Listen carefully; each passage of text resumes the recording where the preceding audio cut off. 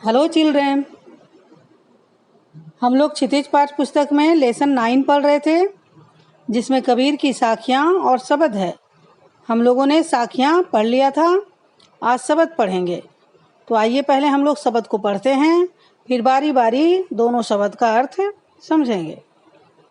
तो पहला शब्द है, मोको कहाँ ढूंढे बंदे, मैं तो तेरे पास में, ना मैं देवल ना मैं मस्जिद ना काबे कैलाश में, ना तो कौने क्रिया कर्म में, नहीं योग बैराग में, खोजी होय तो तुरते मिलियो पल भर की तालाश में, कहे कबीर सुनो भय साधो सब श्वासों की श्वास में। तो अब आइए बच्चों इसका अर्थ समझते हैं। कबीर दास के अनुसार ईश्वर कहते हैं कि मोको कहाँ ढूंढे बंदे, मैं तो तेरे पास में। रे बंदे, हाँ बंदे यानी इंसान मनुष्य। रे बंदे तुम मुझे कहाँ ढूंढते हो, मैं तो तेरे पास में ही हूँ, तुम्हारे अंदर ही हूँ, है ना, तुम्हारे हृदय में हूँ। ना मैं देवल ना मैं मस्जिद ना काबे कैलाश में, ना तो मैं देवल में हूँ, देवल यानी देवालय, ना मैं मस्जिद में हूँ, और ना ही काबा में मेरा निवास स्थान है, और ना ही कैलाश में मैं रहता हूँ, है ना। ना देवल, देवल यानी देवालय यानी मंदिर, ना मैं मंदिर में रहता हूँ, ना मस्जिद में, ना काबा में रहता हूँ, ना कैलाश में रहता हूँ, ना तो कौने क्रियाकर्म में, नहीं योग वैराग में। और तुम मुझे पाने के लिए, मुझे ढूंढने के लिए तुम क्रियाकर्म करते हो।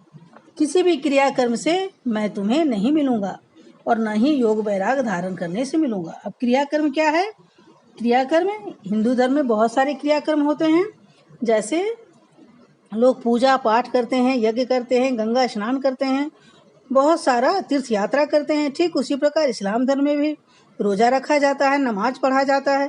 तो इस प्रकार के क्रियाकर्म में कबीर का कहना है कि इस प्रकार के क्रियाकर्म में ईश्वर नहीं मिलेंगे, है ना। इस प्रकार के क्रियाकर्म करने से ईश्वर प्राप्त नहीं होंगे, और न ही योगी या वैराग्य धारण करने से ईश्वर मिलेंगे। खोजी होई तो तुरते मिलियो पल भर की तलाश में, अगर ईश्वर को सही मायने में खोजोगे तो ईश्वर पल भर की तलाश में मिल जाएंगे। कहे कबीर सुनो भाई साधो सब श्वासों की श्वास में। और पल भर की तलाश में ईश्वर कैसे मिलेंगे? क्योंकि ईश्वर सब श्वासों की श्वास में है। सब श्वासों की श्वास यानी सभी जीव जंतु, सभी प्राणियों के अंदर वो श्वास के रूप में, प्राण वायु के रूप में निवास करते हैं। यानी हर प्राणी के अंदर जो श्वास है, जो प्राण वायु है, वही ईश्वर है। यानी ईश्वर श्वास के रूप में सभी के अंदर निवास करते हैं। क्योंकि आप जानते हैं कि कोई भी जीव जंतु जब तक श्वास है तभी तक जीवित रहता है। श्वास टूटते ही शरीर बेकार हो जाता है ना। तो जब शरीर बेकार हो जाता है अर्थात क्या है, श्वास में ही ईश्वर है। ईश्वर जब तक साथ है तो शरीर का उपयोग है, और ईश्वर जब साथ छोड़ देते हैं तो शरीर का उपयोग नहीं रहता है, वो बेकार हो जाता है। तो श्वास के रूप में ही ईश्वर सभी जीव जंतु में पाए जाते हैं। अब आते हैं हम लोग दूसरा दोहा, दूसरा शब्द, सॉरी दोहा नहीं शब्द, पद। अब है, संतो भाई आई ज्ञान की आंधी रे, भ्रम की टाटी सबे उड़ानी, माया रहे न बांधी, हिति चित्त की द्वय थुनी गिरानी, मोह बलिंडा टूटा, तृष्णा छानी पर घर ऊपरी कुबदी का भांडा फूटा, जोग जुगत करी संतों बांधी, निरच चुबे न पानी, कूड़ कपट का या कनिकस्या, हरि की गति जब जानी, आंधी पीछे पीछे जो जल बूठा, प्रेम हरि जन भीना, कहे कबीर भान के प्रगटे, उदित भया तम खीना। अब बच्चों आइए इसका भी अर्थ हम लोग समझते हैं। क्या कह रहे हैं कबीरदास कि हे संत, ज्ञान की आंधी आ गई है। किस चीज की आंधी आ गई है? ज्ञान की। ज्ञान की तुलना यहाँ आंधी से की गई है, हवा से नहीं, आंधी से की गई है। क्यों? क्योंकि आंधी में वो शक्ति है जो परिवर्तन लाता है। ऐसे हवा परिवर्तन नहीं लाता। हवा जब सामान्य गति से चलती है तो वो हवा है, लेकिन जब उसका गति अधिक तेज होता है तो वो आंधी का रूप धारण कर लेता है, और वो सब कुछ उलट पुलट कर देता है, स्थिति में परिवर्तन ले आता है। इसलिए यहाँ पर कहा जा रहा है कि ज्ञान की आंधी आई है, यानी ज्ञान को आंधी के रूप में प्रस्तुत किया जा रहा है।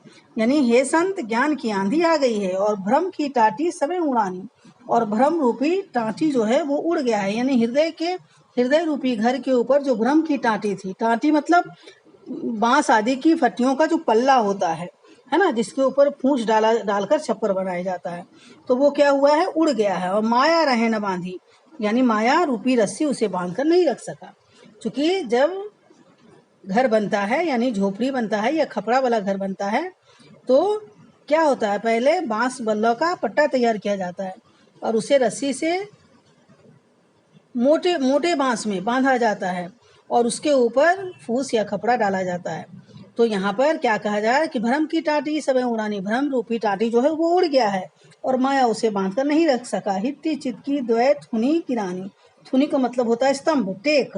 अब मोह बलिंदा टूटा, बलिंदा का मतलब क्या होता है, छप्पर की मजबूत मोटी लकड़ी, यानी बीच में जो मोटी लकड़ी दिया जाता है छप्पर में उसे बलिंदा कहते हैं। तो हित्ती चित की दो थुनी गिरानी, हित्ती चित यानी जो स्वार्थ हमारे अंदर है लाभ हानि के रूप में, स्तंभ के रूप में, है ना, लाभ हानि का जो स्तंभ है, यानी हम अपने स्वार्थ में जो रहते हैं लाभ हानि देखते हैं, उस लाभ हानि के रूप में जो स्तंभ है, थुनी मतलब स्तंभ, वो गिर गया है और मोह बलिंदा टूट गया, यानी मोह रूपी बलिंदा, यानी ब्रह्म रूपी टाटी है, माया रूपी रस्सी है, मोह का बलिंदा है यानी मोटी लकड़ी, मजबूत लकड़ी जिसे छप्पर टिका रहता है, और स्तंभ है चूंकि छप्पर स्तंभ के द्वारा ही टिकेगा, वो टूट गया है। तृष्णा छानी पर घर रूपी, और तृष्णा रूपी छप्पर जो है उड़कर दूसरे घर के ऊपर गिर गया है, परि घर ऊपरी, तृष्णा छानी पर घर ऊपरी, तृष्णा रूपी छप्पर उड़कर दूसरे के घर पर गिर गया है। खूब अधिक भांडा फूटा, और जब छप्पर उड़ जाता है तो घर के अंदर क्या है सब पता चल जाता है। तो कुबधी का भांडा फूट गया है, भांडा फूटना मतलब भेद खुलना, यानी हमारे अंदर हमारे हृदय में कितना कुबधी था, कुबधी मतलब कुबुद्धि, कुबुद्धि यहाँ पर कुबुद्धि के रूप में यहाँ पर क्या है कि हमारे अंदर छल है, कपट है, मोह है, माया है, लोभ है, ईर्ष्या है, द्वेष है, ये सब कुबुद्धि के रूप में प्रस्तुत है। तो जैसे ही छप्पर उड़ा है तृष्णा रूपी छप्पर, तो हमारे अंदर का सारा कुबुद्धि का भांडा फूट गया, भेद खुल गया, है ना, कि हृदय के अंदर क्या क्या भरा हुआ था। अब क्या हो गया कि जोग जुगत कर संतो मांधे, अब जो संत जन है यानी सज्जन है, जो संत हैं, जो ज्ञानी हैं, वो युक्ति लगाकर छप्पर को बांध रहे हैं। नीर चुचुबे ना पानी, है ना, वो ऐसा युक्ति लगाकर छप्पर को बांधने की कोशिश कर रहे हैं जिससे कि कभी भी पानी ना छुए। कूड़ कपट काया का निकस्या हरि की गति जब जानी, और जब संत जन छप्पर को बांधते हैं तो वो ज्ञान का छप्पर होता है और हम हरि की गति जान लेते हैं। उस वक्त क्या होता है, कूड़ कपट काया का निकस्या, हमारे काया के अंदर जो भी कपट रूपी कूड़ा रहता है वो बाहर निकल जाता है ना, और हरि की गति हम जान लेते हैं। यानी जैसे ही ज्ञान की आंधी आई, भ्रम की टाटी उड़ गई, माया उसे बांध कर नहीं रख सकी, हित्ती चित यानी स्वार्थ का जो लाभ हानि का स्तंभ था वो भी गिर गया, मोह रूपी बलिंदा भी टूट गया, और तृष्णा रूपी छप्पर उड़कर दूसरे के घर पर गिर गया, कुबुद्धि का भांडा फूट गया, यानी हमारे अंदर के द्वेष का, ईर्ष्या का, सबका जो भी कुबुद्धि था सबका भांडा फूट गया, सबका भेद खुल गया।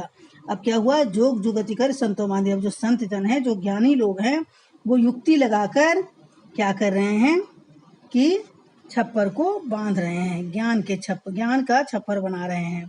निर्चुचुबे ने पानी, ताकि कभी भी पानी छू न सके, और कपट रूपी कूड़ा काया से निकल गया है, और हरि की गति अब हमने जान ली है। ठीक है, ज्ञान की आंधी आई, ज्ञान के कारण क्या हुआ कि हम हरि की गति जान गए हैं। आंधी पीछे जो जल उठा, और चूंकि आंधी के बाद बारिश आती है तो आंधी के पीछे पीछे जल बरसने लगा, बारिश होने लगी, प्रेम हरि जन भी। और बारिश कैसे हो रही है, ईश्वर की भक्ति रूपी जल की बारिश हो रही है ना, भक्ति रूपी जल की बारिश हो रही है, और हृदय जो है हरि के प्रेम में भीग गया है, ईश्वर के प्रेम में भीग गया है। और ईश्वर के प्रेम में जब हृदय भीग गया है तो हृदय में बसा हुआ अज्ञानता रूपी अंधकार उसी प्रकार दूर हो गया है जिस प्रकार की भान के प्रगटे, यानी सूर्य के उदय होने से क्या होता है, अंधकार नष्ट हो जाता है। तम मतलब अंधकार, खीना मतलब नष्ट होना, भान मतलब सूर्य। तो कहे कबीर भान के प्रगटे उदित भया तम खीना, यानी जिस प्रकार सूर्य के निकलने से अंधकार नष्ट हो जाता है और प्रकाश फैल जाता है, ठीक उसी प्रकार प्रेम, हरि प्रेम की भक्ति से जब हृदय भीग गया है, है ना। भक्ति रूपी जल से जब हृदय भीग गया है तो अज्ञानता रूपी अंधकार दूर हो गए हैं और ज्ञान का प्रकाश छा गया है। ठीक है बच्चों, यानी इस दोहे से इस शब्द से कबीरदास क्या बताना चाहते हैं कि ज्ञान की आंधी जब आती है तो मनुष्य के अंदर जितने भी छल कपट मोह माया है वो सब दूर हो जाता है, सब समाप्त हो जाता है और भक्ति रूपी जल की बारिश होती है जिससे हृदय भीग जाता है। और जब हृदय भीग जाता है तो मन में बसा हुआ सारे अज्ञानता रूपी जो अंधकार हैं वो दूर हो जाते हैं और ज्ञान का प्रकाश छा जाता है।